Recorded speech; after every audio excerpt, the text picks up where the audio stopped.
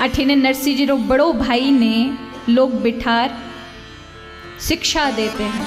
कहते हैं देखो थारो छोटो भाई पतो नहीं किन संतारे बाता माते आई गियो, पूरो धन लुटाई दियो। अब तू तो इतनो बड़ो प्रतिष्ठावान है, थानेदार है जूनागढ़ रो, थारो भाई भीख मांग रही हो है, थारे घर में अन्न की कोई कमी नहीं है, कम सु कम अपने छोटे भाई ने घर माते रख ले, घर में रख ले।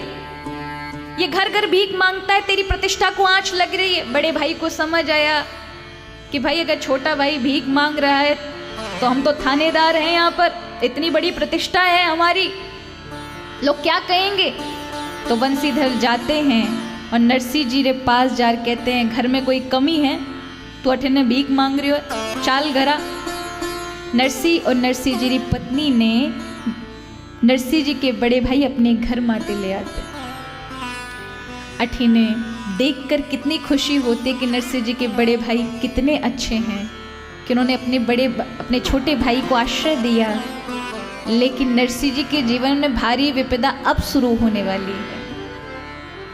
नरसिंह जी घर माते आया, 2-4 दिन तो महाराज भोजन प्रसादी दी और चौथे दिन बड़े भाई ने कहा देख अठने रहवणो है तो काम करनो पड़सी। नरसिंह जी कहवे भाई जी की काम करनो पड़ी। बोले जितना भी घोड़ा है उनरी घास थाने लावनो पड़ी और जितना भी घर रो भोजन बने उनरो बलि तो उनरी लाकड़ी भी थाने ही लेके आवनी है। नरसिंह जी कहवे मारे की कोनी बठे भी कोई ना कोई तो काम करनो पड़ी, बाहर जाऊं अठने घर रो ही काम कर ले। सो नरसिंह जी जंगल माते जावता, घास ने महाराज काटता, घोड़े रे वास्ते डालता और फिर लाकड़ी लेने जाता और फिर लौट कर आता। इस प्रकार नरसिंह जी जीवन चाल रही थो। नरसिंह जी लुगाई भी महाराज धर्म पत्नी भी घर रो सारो काम करती एकदम गऊ। लेकिन नरसिंह जी भौजाई जी बड़ी तेज, हमेशा परेशान करती उन्हें, हमेशा अनेकानेक उसके जीवन में अगर वो कुछ काम करती तो उन्हें और परेशान करने वास्ते ने उल्टो सीधो बोलती। पर नरसिंह जी लुगाई कोई महाराज शब्द नहीं कहवे, एकदम शांत। श्री उड़िया जी महाराज का एक सुंदर सा विचार है, देवीय संपदावान कौन, अर्थात जिस पर भगवान की कृपा है, जिसके ऊपर भगवान की शक्ति काम कर रही है। आपके जीवन में भगवान की शक्ति काम कर रही है, इसका कैसे पता चलेगा। ये 3 चीज जिसके जीवन में हो वो समझिए उसके जीवन में भगवान की दिव्य शक्तियां काम कर रही हैं। वो 3 चीजें क्या है। बोले जब किसी कोई व्यक्ति हमारी निंदा कर रहा हो और उस समय उसको सुनाने के लिए मन हो रहा हो और उस वेग को कोई रोक ले, पहला। दूसरा, किसी पर भारी क्रोध आ रहा हो, उस क्रोध को कोई रोक ले। और तीसरा, काम यदि परेशान कर रहा हो और काम का वेग आपको उत्तेजित कर रहा हो, उस वेग को कोई रोक ले। जो इन तीनों वेगों को रोकने में सामर्थ्यवान होता है वो देवीय संपदा से युक्त होता है, यानी उस पर प्रभु की शक्ति काम कर रही होती है। वो महान संकल्पवान होता है, वो जो कुछ संकल्प करे वह उसे पूर्ण कर सकता है। ये सामर्थ्य भगवान की शक्ति उसे प्रदान करती है। तो यहाँ नरसिंह जी तो और नरसिंह जी की पत्नी तो महाराज ठाकुर जी रे भजन रे कारण ये देवीय संपदा से युक्त थे कि नरसिंह जी री भौजाई नरसिंह जी री पत्नी ने खूब सुनावती, खूब उल्टो सीधो बोलती, खूब उनरे काम में व्यवधान करती, बार बार काम करवाती। पर नरसिंह जी लुगाई कोई महाराज कोई विद्रोह नहीं करे, कोई दूजो जवाब नहीं देवे। अठने दिन व्यतीत होता रहा और शिवरात्रि रो दिन आयो और अठने नरसिंह जी ने सुबह ही भौजाई जी मन में विचार करे कि शिवरात्रि रो दिन है, ये तो भोले बाबा को घणो मोटो भगत है, अगर इन्हें पतो चल जाए आज शिवरात्रि है तो पूरा दिन मंदिर माते बैठो रही, अठने घर रो काम कौन करसी। सो भौजाई नरसिंह जी ने सुबह ही 5 बजे कहवे देख घर में बलि तो नहीं है, लाकड़ी नहीं है, 1 महीना री लाकड़ी ले रहा नहीं है, अब तू जा जंगल में तो लाकड़ी ले रहा। नरसिंह जी सुबह ही सुबह गया। अब भजन में इतना असर होवे महाराज, इसलिए मैं कहा भी करती हूँ कथाओं में, ठाकुर जी का भजन किया करो। सुबह उठकर जब प्रभु का भजन करते हैं ना, तो जो काम आप 8 घंटे में करेंगे वो 4 घंटे में हो जाता है। ये बुद्धिमत्ता, ये कर्म में जो शक्ति है वो प्रभु की दी हुई है। भगवान ने शक्ति और समय सभी को एक समान दिया हुआ है।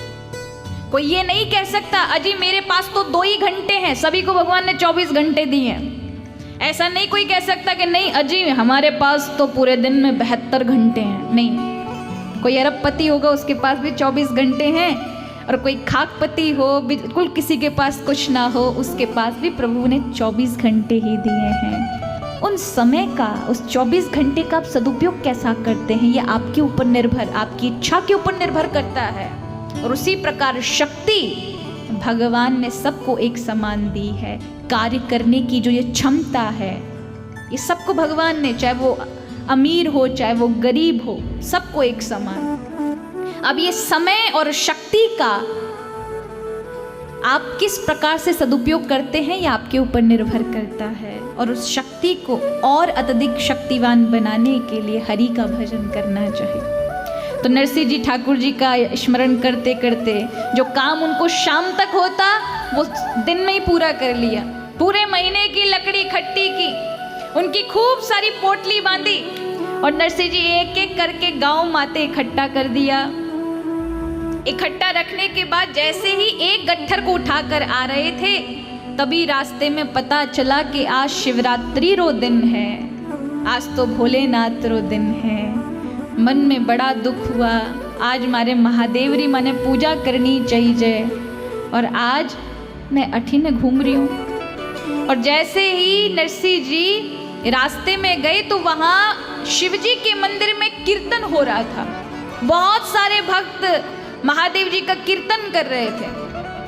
नरसिंह जी ने लाकड़ी राखी और दौड़ करके कीर्तन में बैठ गया। चलो कुछ देर ही सही महादेव जी रो गुणगान तो करा। और महाराज कैया गुणगान करा, नरसिंह जी तो भूल गया, रम गया कीर्तन में। कीर्तन बढ़तो जावे, और नरसिंह जी ने तो कोई ठाई को नहीं। सुबह से महाराज दिन से शाम हो गई, सूर्य डूब गया, और नरसिंह जी तो मगन है कीर्तन में। यहाँ जो ही कीर्तन ने विराम लिया, तब नरसिंह जी ने पतो चाली भैया अब तो सांझ हुईगी, अब तो भौजाई छोड़े कोनी, भौजाई री घणी खारी खोटी सुननो पड़ी।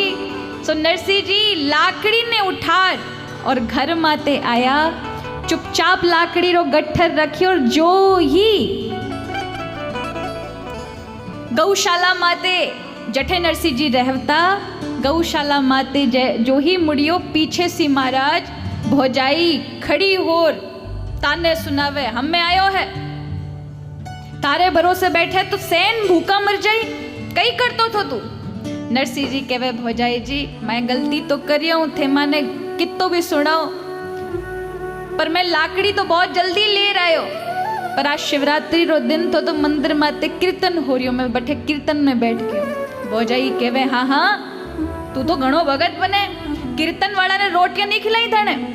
नरसिंह जी कहवे भौजाई जी बैठे रोटियां भगत ने थोड़ी ने खिलावे, बैठे तो ठाकुर जी रो नाम गवे, अच्छा माने सिकारियो है। हमें खूब उल्टो सीधो नरसिंह जी ने सुनावे। नरसिंह जी कहवे भौजाई जी थे माने जितो सुनामनो है, जितना पूरा भला सुनाना है सब सुना दो, पर मारी मन में है कि आज शिवरात्रि रो दिन है, थे थोड़ो ऊनो पानी, थोड़ो गर्म पानी लार दे दो, तो गर्म पानी से स्नान कर ल्यूं, और जो थे बनायो हो फलारो सामान वो माने दे दो। हमें इतना सुनता तो भौजाई रिया ही बल गया महाराज, गर्म हुईगी। हमें मैं थारे घर में नौकरानी लाग रही, मैं हमारी दड़ी की नहीं सुनू थारी सुनू, और ऐसा बोलता बोलता महाराज ऊपर दूसरी मंजिल पर चढ़ गई। 2 मंजिल की उस हवेली में नरसिंह जी नीचे खड़े थे, और भौजाई ऊपर चढ़ करके कोई 3-4 दिन का ठंडा पानी मटके में रखा था, उस भारी मटके को उठाया और नरसिंह जी के ऊपर दूसरी मंजिल से डाल दिया। नरसिंह जी के माथे जो ही मटका पड़ियो, ठंडो जल सु नरसिंह जी गीला हुई गया। और महाराज मटका इतनी ऊपर से गिरियो तो नरसिंह जी ने बहुत चोट आई। नरसिंह जी रे आँखें माते आंसू निकलिया। वे मन में विचार करे